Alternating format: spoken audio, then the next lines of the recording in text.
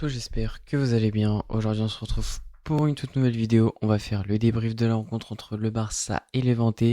Victoire 3-2 pour le Barça. Juste avant de commencer, comme vous pouvez le voir, miniature magnifique pour ce débrief, on peut le dire.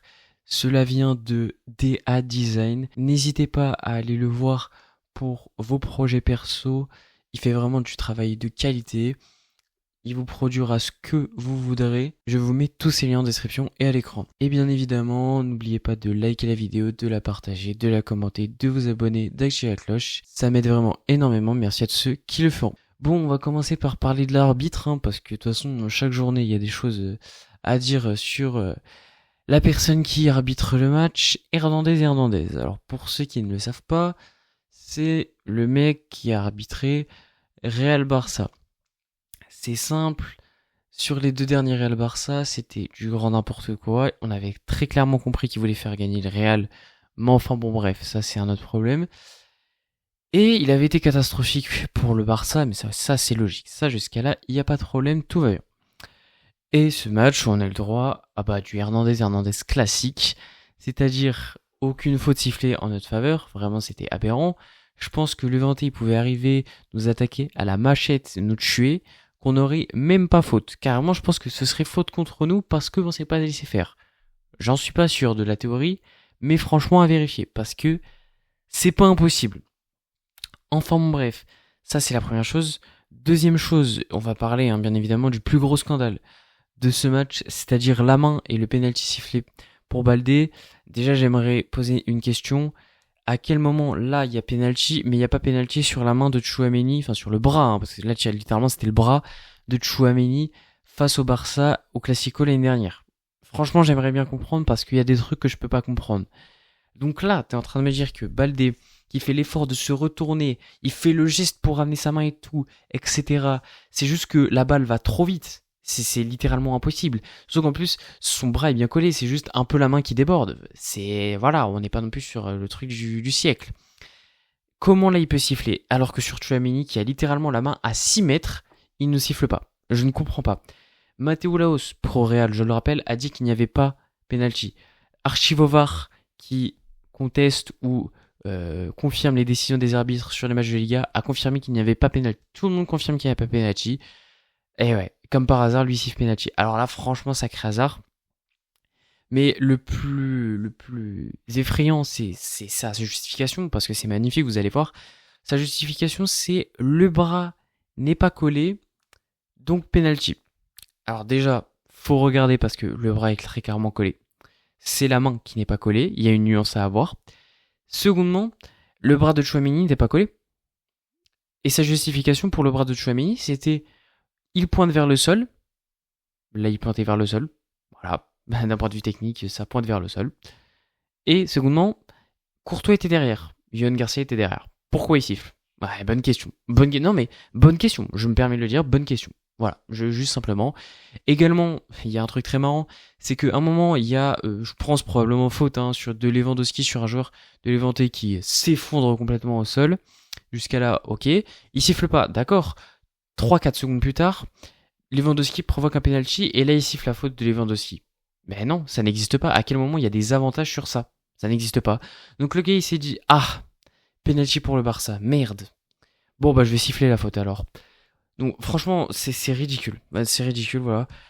On gagne, mais encore une fois l'arbitrage c'est fatigant. J'en ai marre de jouer tous les matchs à 12 contre 11. Franchement c'est relou, vraiment. Bon voilà. Petite parenthèse sur l'arbitrage classique pour tous les matchs de toute façon, mais enfin bref, ça c'est pas grave. Également, on peut parler du match. La première mi-temps, c'est poubelle, il y avait rien. Voilà, je vous dis, c'était de la merde. Alors oui, tu prends un but volé clairement, et tu prends un but où est-ce que tu peux faire quelque chose ? Non, tu te fais manger sur le pied du hors-jeu, Kobarsi qui est totalement détruit. Ok, voilà, transversal de fou après du joueur de Levante, but. Ok, pourquoi pas.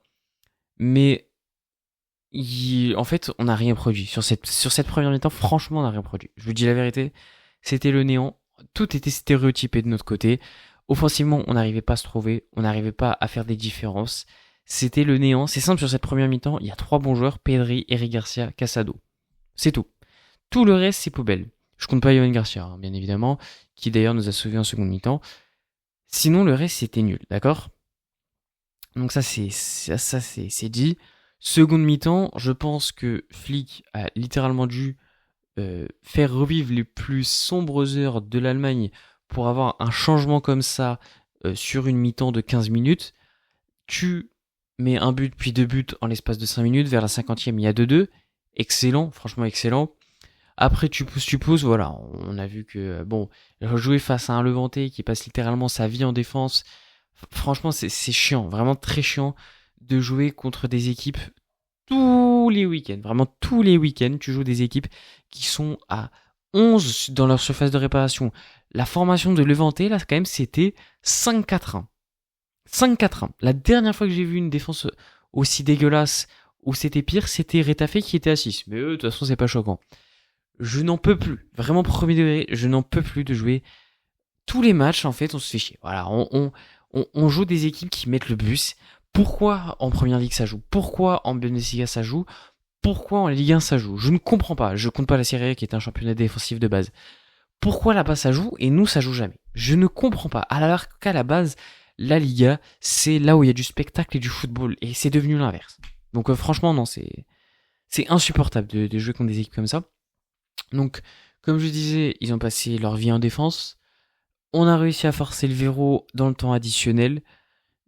Globalement, le match, je suis pas content. Voilà, on va dire très très clairement directement les choses. La première mi-temps, elle est à jeter complètement. La seconde mi-temps est clairement meilleure. C'était plus intéressant. Malgré tout, avec ça, tu ne gagnes pas des grands d'Europe. Ça, c'est clair et net. On va dire que, on va mettre ça sur le compte que c'est le début de la Liga, etc. Voilà. On rappelle que sur les 2-3 premiers matchs l'année dernière, c'était quand même très compliqué. Donc, on va rien dire. Mais c'est sûr que ce match ne sera pas à prendre en exemple. Et surtout pas la première mi-temps. Ensuite, je vais vous parler des joueurs. J'aimerais déjà évoquer Pedri, qui est pour moi bien évidemment l'homme du match. Ça coule de source. Buteur et surtout match de foot Pedri. Son but, déjà, il est magnifique. La frappe hors de surface. De toute façon, j'ai toujours dit, Pedri a vraiment une qualité de frappe monstrueuse. Et je pèse mes mots, monstrueuse. Donc là, ça fait juste que confirmer ce que je pensais, tout simplement. Et au-delà de ça, bien évidemment, Pedri, ça reste Pedri dans le pressing, c'est excellent. Mais les passes qu'il arrive à trouver, franchement, 10 passes par match, j'ai l'impression que c'est des passes que t'as des joueurs, ils vont en sortir une dans toute leur carrière. Je pense notamment à la passe de Pedri pour Ferran Torres qui est seul face au goal et qui s'est cru dans Inazuma Eleven pour tirer aussi fort. Et ça s'écrase sur la barre, mais je sais pas comment il arrive à trouver ça.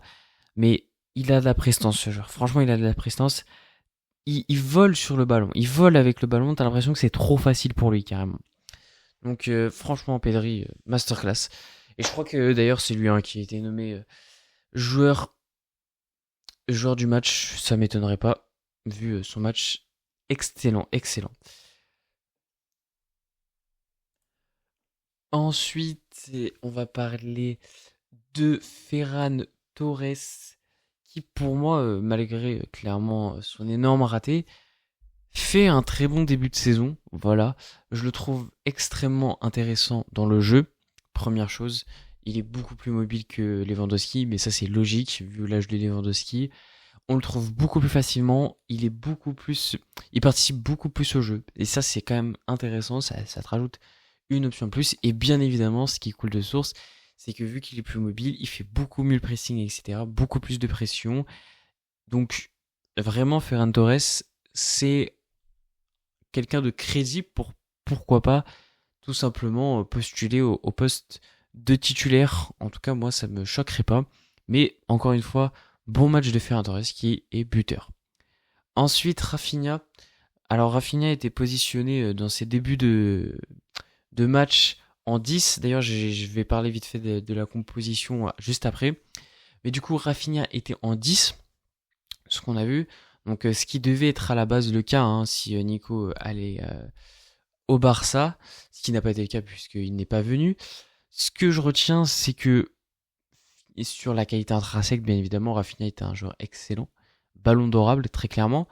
malheureusement, je pense que c'est pas un poste qui est adapté pour lui, dans le sens où la qualité principale de Rafinha, c'est la course dans le dos, la course hein, tout simplement, et bien évidemment les tirs, c'est-à-dire qu'il a une très bonne finition et il a une très bonne frappe. Quand tu le mets en numéro 10, déjà, il peut pas courir dans le dos, ça c'est clair et net, oublié. Et pour se procurer un nombre de tirs, c'est quand même beaucoup plus compliqué. Les numéros 10 qui tirent beaucoup, c'est rare, à part peut-être Messi. Voilà, c'est plutôt des gens qui vont passer, ce qui est logique. C'est pour moi assez évident que du coup, en faisant ça, tu brides Rafinha. Et d'ailleurs, on l'a vu, l'entrée d'Olmo a été plutôt bonne. Et on a vu la différence. Rafinha, quand il passe à gauche, c'est quand même largement meilleur. Donc pour moi, Rafinha à gauche, enfin Rafinha en numéro 10, ça peut être une solution plus de dépannage. Mais est-ce qu'on doit le positionner en 10 en tant qu'option sérieuse? De ce que j'ai vu et de ce qui me paraît évident, pour moi, non. Voilà, je le dis. En tout cas, moi, je n'aime pas trop cette possibilité. Pas pour du sérieux, en tout cas, pas pour des grands matchs. Pas pour dire, ouais, on y va, c'est normal. Donc, c'était pas non plus dégueulasse. Hein. Attention, ne me faites pas dire ce que j'ai pas dit. Mais pour moi, ça brille trop Rafinha. Il est pas à son bon poste, en tout cas. Et enfin, le dernier joueur dont j'aimerais parler, c'est Gavi. Gavi, excellent match, très très bonne entrée. Pas titulaire alors qu'il était annoncé titulaire à la place de Casado. Au final, c'est Casado qui a commencé. Et ben, que dire de Gavi? Il a tout nettoyé sur le terrain, tout simplement. Comme d'habitude, hein, Gavi est vraiment là pour faire du nettoyage. Voilà, combler les trous, presser comme un fou. Là, on l'a un peu moins vu hein, dans sa qualité de buteur, voilà, de un peu entre guillemets renard des surfaces, de sa qualité de frappe, de sa qualité de passe. Là, on l'a plutôt vraiment vu dans le rôle du Gavi-Gavi, c'est-à-dire pressing, euh, donner toute son âme, etc. Et puis, ça fait toujours du bien hein, de faire entrer un Gavi à la 60e, c'est très clairement un luxe. Et par rapport à la composition, j'ai dit qu'on allait en parler. Donc, les changements principaux, c'était du coup Rashford à gauche avec, on va dire, hein, la sortie de Fermin et Rafinha positionné en 10. Comme j'ai dit, j'ai pas trop aimé Rafinha en numéro 10 parce que ça le brille trop. Rashford plutôt, mauvais match de sa part, trop limité, on l'a pas vu, il a rien fait. Donc non, pas content, pas content encore une fois. Casado, bien évidemment, aligné par Flick, ce qui paraissait évident. Après ce qui s'est passé, il était sûr qu'il allait l'aligner. Et enfin, Koundé, aligné à la place. Et enfin, Eric Garcia, aligné à la place de Koundé. Encore une fois, Flick confirme. Eric Garcia, moi, je l'ai trouvé très intéressant et très bon. Malgré tout, je pense quand même que Koundé devrait être titulaire. Mais c'est pas choquant et Eric Garcia reste quand même excellemment beau. Excellent. Et la composition de Flick m'a surpris, ça c'est clair, mais elle était vraiment bonne. Voilà, c'est la fin de cette vidéo, j'espère qu'elle vous aura plu. N'hésitez pas à dire ce que vous en avez pensé en commentaire. Vous pouvez aussi me donner votre impression sur le match là-bas.